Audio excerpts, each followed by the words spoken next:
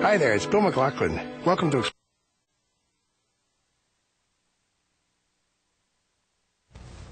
All right, welcome to the Wednesday, October 28, 2015 meeting of the Moscow Planning and Zoning Commission.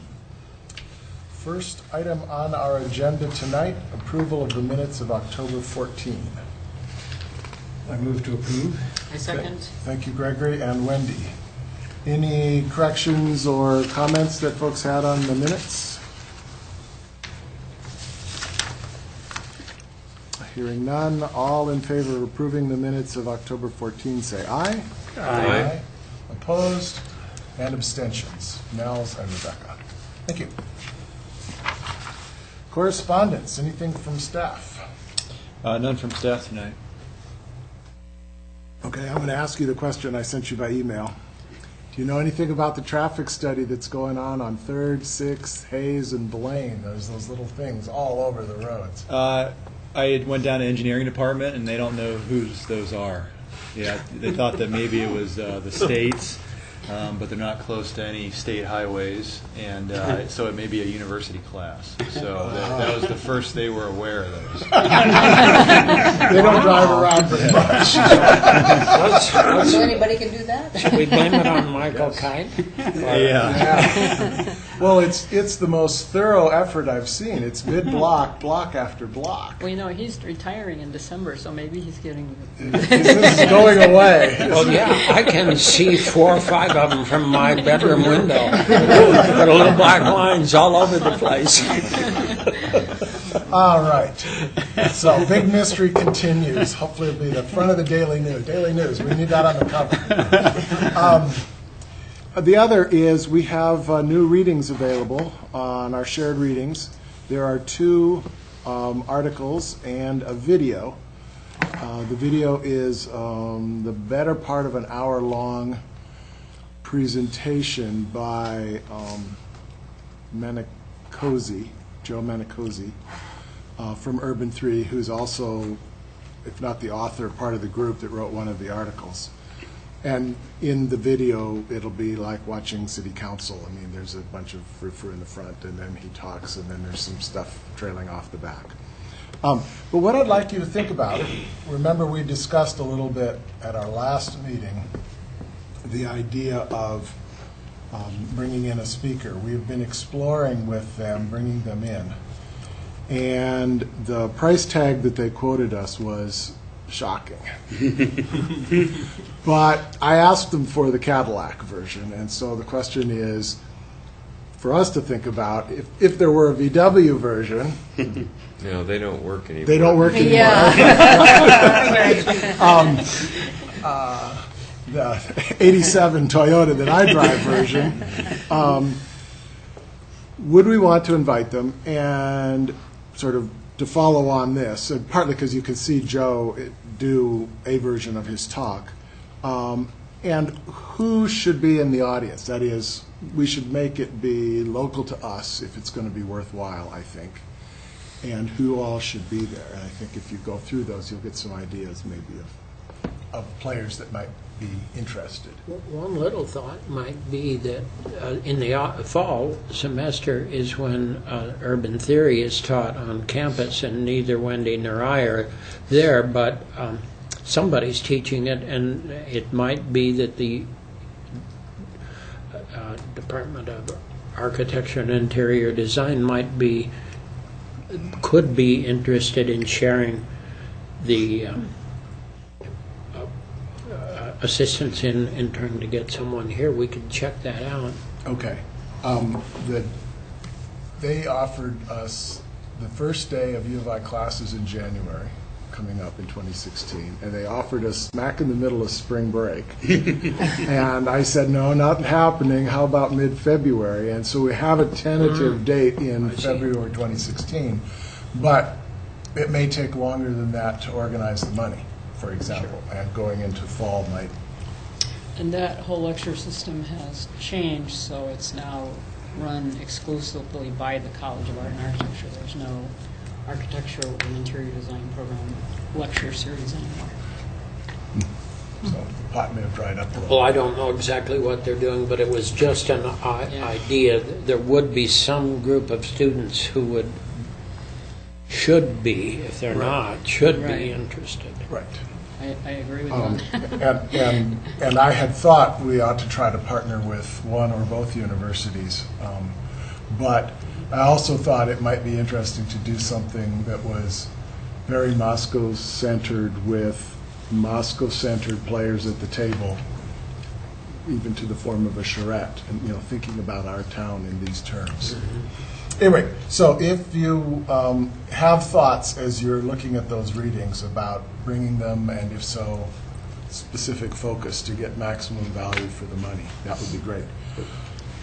What kind of funding are we talking about that we need to be thinking? Well, they named a number high of 18,000. That was their Cadillac.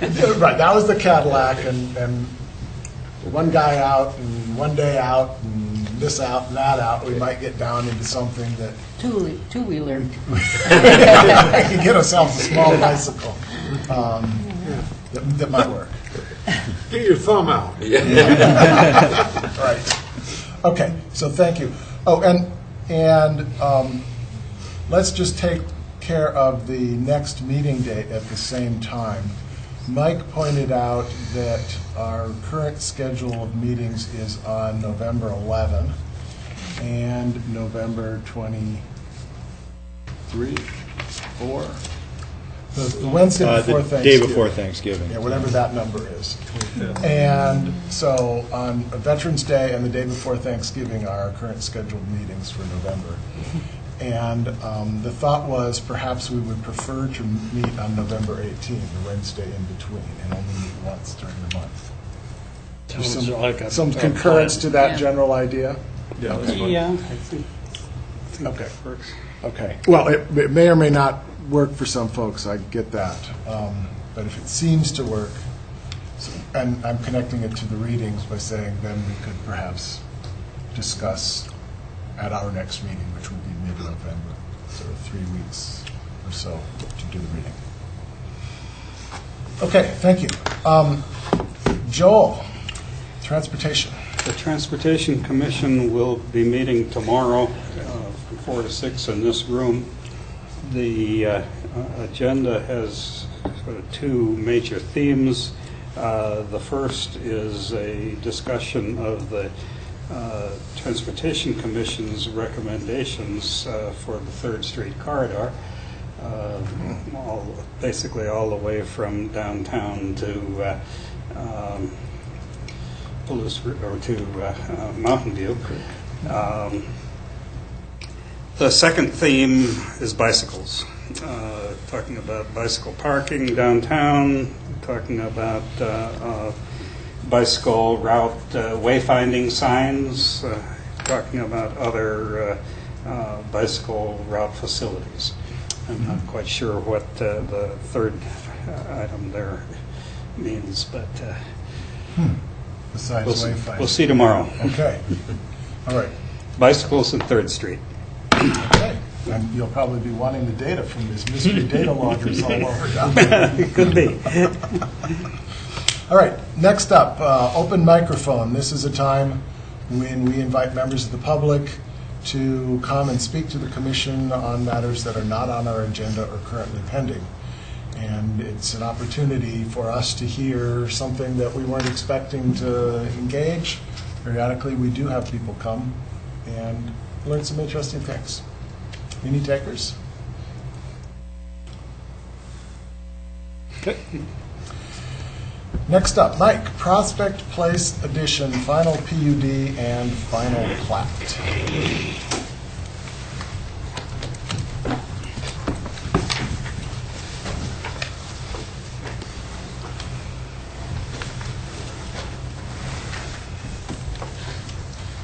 So you may have recalled we had reviewed this earlier this year for the final PUD and plat for Prospect Place. This was the condominium plat subdivision off of Palouse River Drive that had private streets. They needed to go through a plan unit development because the streets didn't meet the minimum lot or minimum width. You had some undersized lots for lot area as well as lot width. And a lot of the setbacks were less than what you typically see in an R4 zone.